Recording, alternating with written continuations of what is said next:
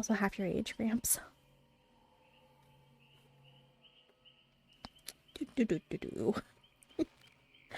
Dang.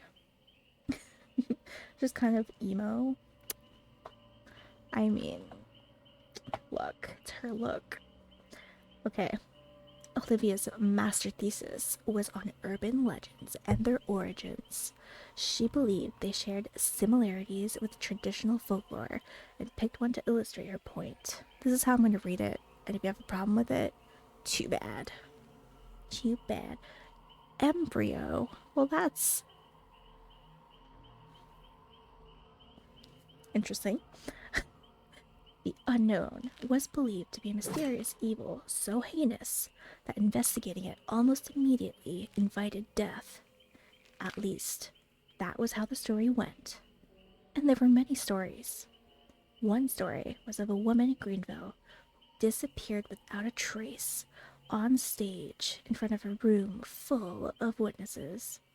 Her friend disappeared weeks later while trying to investigate what happened. The police were stumped. They had no clues or leads, and the mystery created the perfect storm for amplifying and spreading an urban legend. Rocky doesn't get a relationship. Don't you worry.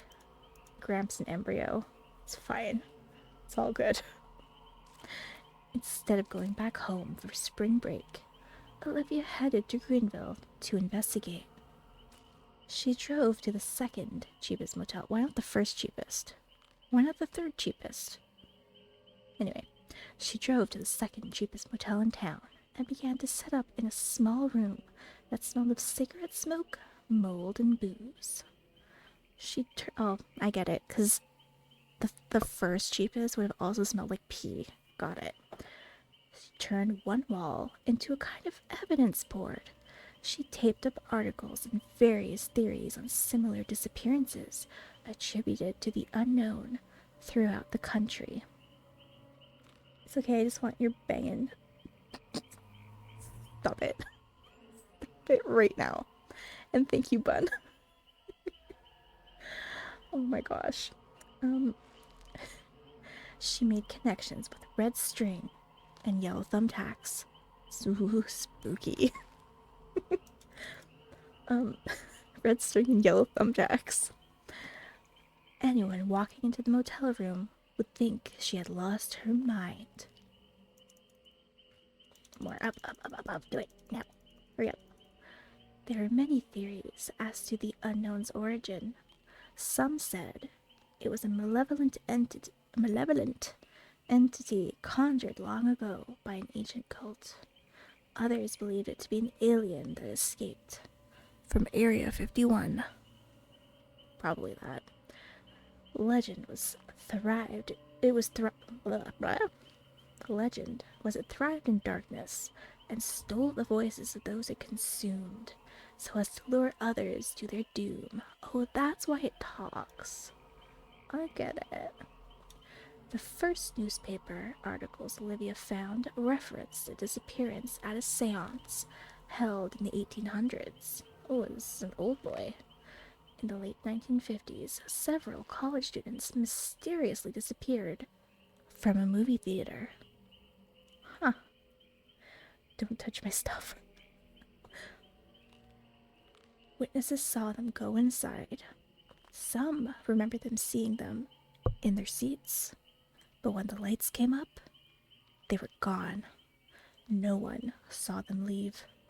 No trace of them was ever found. Bum, bum, bum. A projectionist claimed to have heard voices in the empty darkness of the theater later that night, but when he turned on the lights, no one was there. Then, in the 1960s, a group of teens disappeared while exploring at an abandoned hospital believed to be haunted. Stories and speculation arose to explain these mystifying disappearances. Some talked about a top-secret government research program run by the Office of Strategic Services in the 1950s. Stop it. What the heck? Project Apple Pie.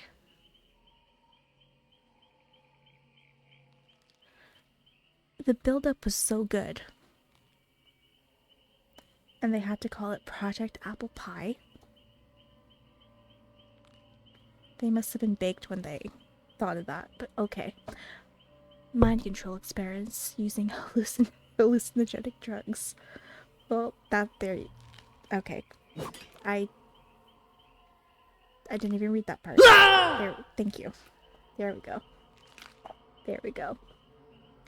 Most of the records were destroyed in the 70s, but witnesses claim that experiments were performed on unsuspecting civilians in various settings and locations throughout the country, including movie theaters, hospitals, and universities. Many believe these unethical experiments opened doorways to other dimensions, which allowed evil things to enter the world. Olivia wrote observations to pin to her evidence board. You know, the ones with the scary red thumbtacks and yellow string, or whatever, red string, yellow thumbtacks. The unknown dwells in darkness and can mimic its victims. Oh heck. Was it an evil entity? An extraterrestrial? A failed government experiment? Or just a garden variety serial killer, allergic to publicity? She wanted to prove the unknown was nothing more than modern-day folklore.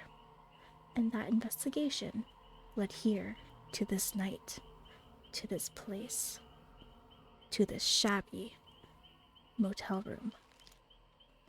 Yet she couldn't help but notice the other disappearances in Greenville included one detail the other stories didn't. The fog. She half remembered another urban legend with a thick, unnatural fog that somehow made people disappear.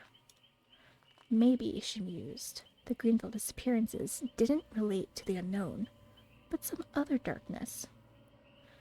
For a moment, Olivia wondered what would happen if one urban legend encountered another. She laughed at the idea and tempted fate by sketching a picture of what she thought the unknown might look like.